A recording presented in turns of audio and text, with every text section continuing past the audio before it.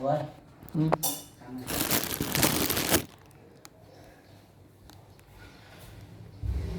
Ủa.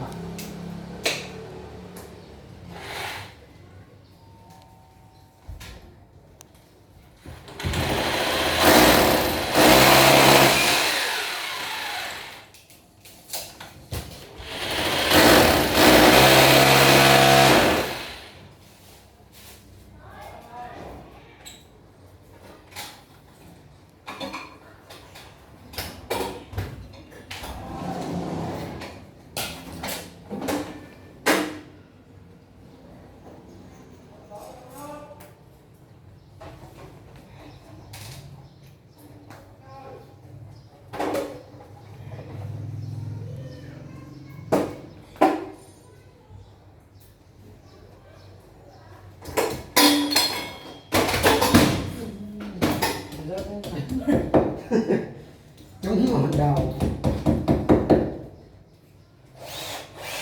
tim nó chết luôn ấy. Về nhà không bất thường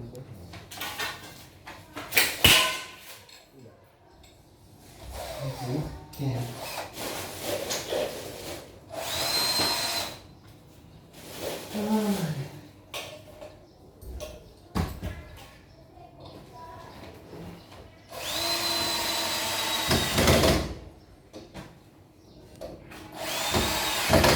Bắt mấy cái bát này, không đỡ. không đúng rồi mấy cái bát đó đỡ hơn. Bắt đưa mới lại, gắn lại. Xong.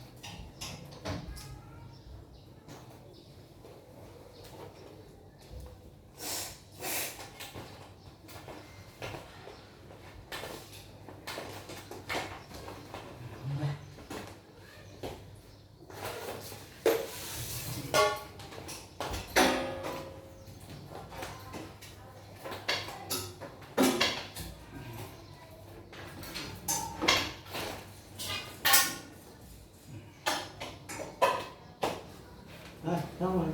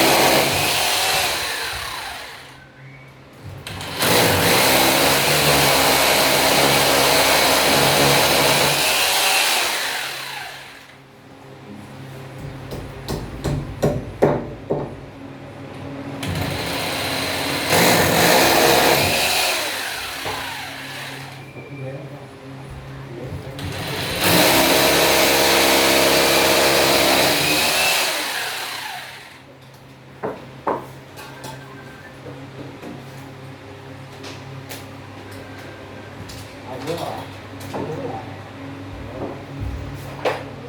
này búa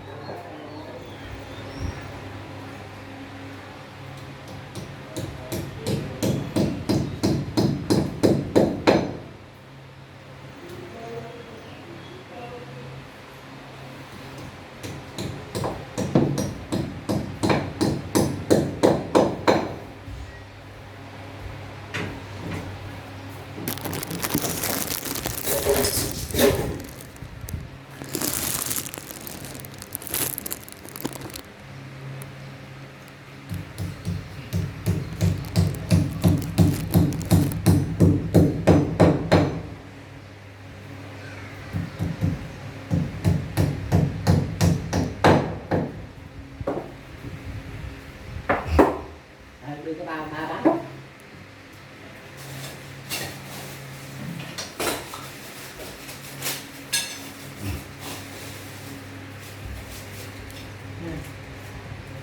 ba bát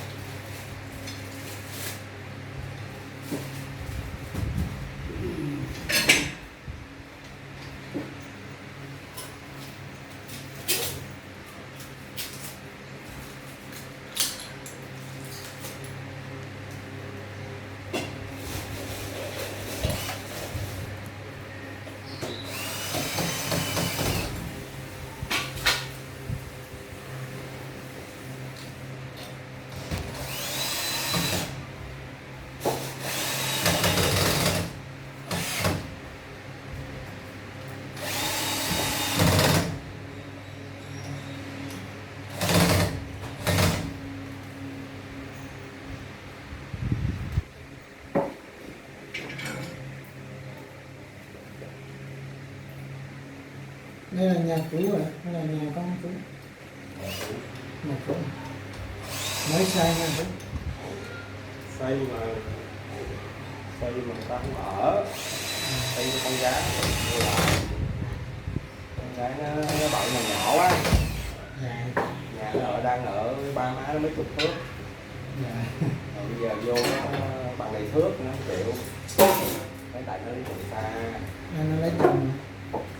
rồi nhìn chung gì đó không biết đâu, chẳng nó không muốn ở đây mà nó như vậy. Nó về quê miền Trung ở à. Gái không chồng mà không biết đâu. gái về đi lấy chồng Chú có con gái à? đúng con gái mà đi lấy chồng miền Trung mà không sợ đói lắm À, bảo đảm luôn. Chú biết sao không, miền Trung nó là cái dù không có của có gì cũng vẫn có đất xào. Miền Trung mình đó ở miền Trung này chú. có ở tỉnh nào? Dạ ông già con miền Trung nè. Ở tỉnh nào? Dạ ngay chỗ gần cát cái gì vậy đó. Dạ.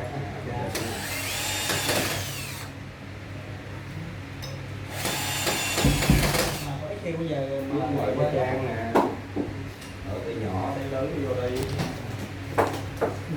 Nha Trang hả? Còn ở Phan Rang. Thì chút xíu nữa là chú cũng ở quê con á. Đó là tỉnh Quảng Ngãi nó rác nó hai tỉnh nó dẹp là một á, nên lúc chú ra là tỉnh Quảng Ngãi, sau mới tách tỉnh ra cái Bình Thuận cái Ninh Thuận. Ngồi đó ra bụng hết mồ không biết.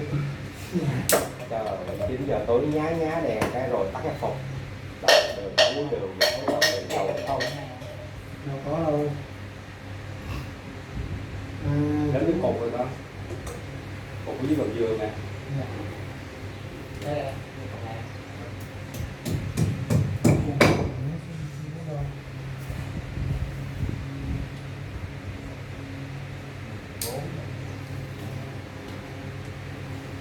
Chú vô Sài Gòn được bao lâu rồi chú? Thì chú học hết trung học thôi chứ chú ơi chú học. Vô trước giải phóng này, đúng rồi. Chắc cũng vô được gần 30 năm, 40 năm hay lúc Ở đây hả? Trời, trước giải phóng mà con. trước giải phóng luôn hả? Ừ. 73 vô đi học rồi. Dạ. Chú sinh viên cái độ cũ mà. Dạ. Rồi học lại nữa. Học lại nhà nước có điều gì làm. Nhưng mà 8 năm trời về lại cái thành phố.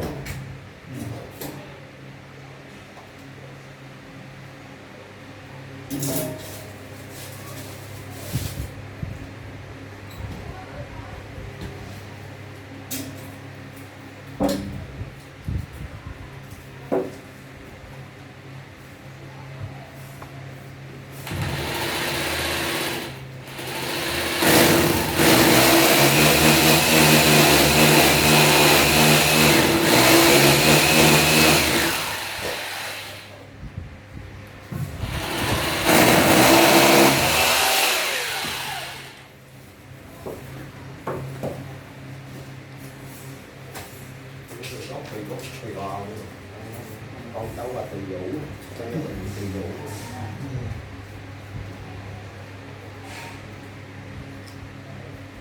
Xưa bệnh viện Từ Vũ nhỏ đó.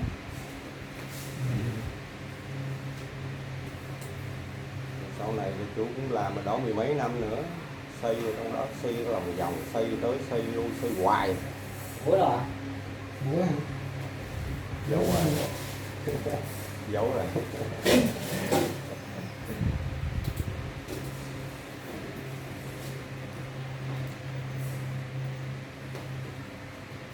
Hôm nay chú bao nhiêu tuổi?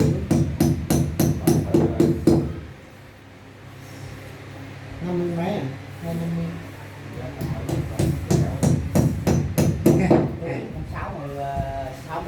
Sáu mươi hai rồi. Trẻ quá ha. 62 chú. Trẻ quá ha. Trẻ quá luôn hả? Mà phải chú nhiêu tuổi? Đó, 67 hả? 67 rồi. 62 không? Anh chị trẻ quá. Sao vậy? Giờ thanh niên nhiều tuổi. Đâu phải như tụi con đâu. Cũng là thanh niên mà thanh niên nhiều tuổi. Ông già con năm này là 72 tuổi, 7 mấy tuổi á. Nhưng mà ông vẫn còn thêm bà vợ nữa chú. Dạ. Tốt ha. Cười. Hỏi vậy. Có rất là hay ha. Cha ăn mặn bắt con uống nước nè. Việc đó thì anh cô là mấy ông thôi chứ mình không được như vậy là được rồi, cái gì đâu. Giờ ông già đúng hai vợ nè. Mà ông xấu lắm chú ơi, ông không có đẹp trai đâu. Ở vậy mà ông vợ mà chú biết không, mười mấy bà á chú. bây giờ nhưng mà tại ông có nghệ thuật. Dạ đúng rồi. Đúng không? Ông cái miệng ông dẻo á, bà nào ông chết hết. Không, với lại con phải chôn cái chân chót của ông. Chính thức của ông cái chân chót mà con không ôm cái chân chót ra một cái cái này là thế nào. Nói gì cha ăn mặn bắt con uống nước nè. Cực lắm ông ơi. Rồi sau này mà nếu mà lỡ không có vợ, có cháu nó bắt cháu luôn, cái đi đái chích bà lại luôn.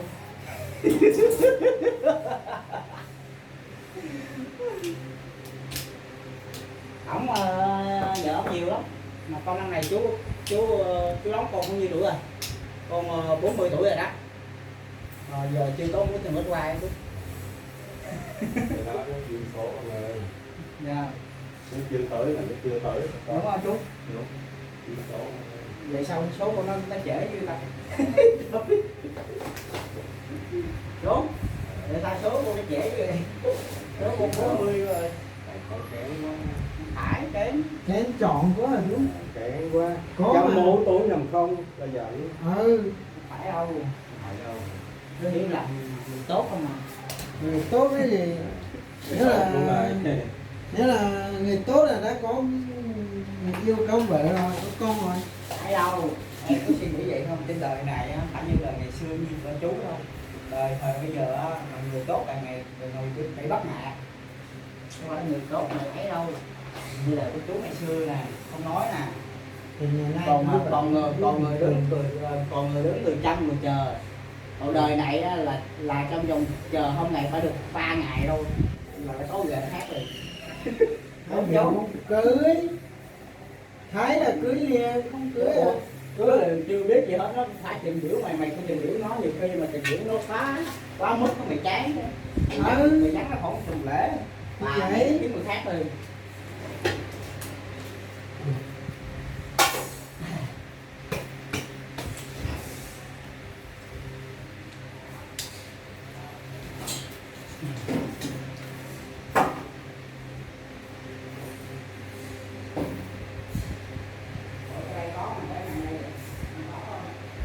Chỉ chờ cho con.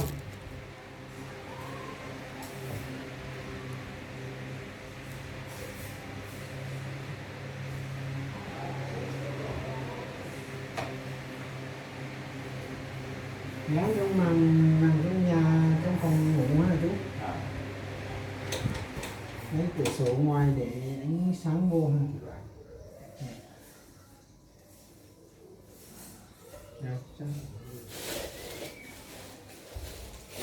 Bây giờ được cái tốt này đỡ, còn không liên kế Dạ.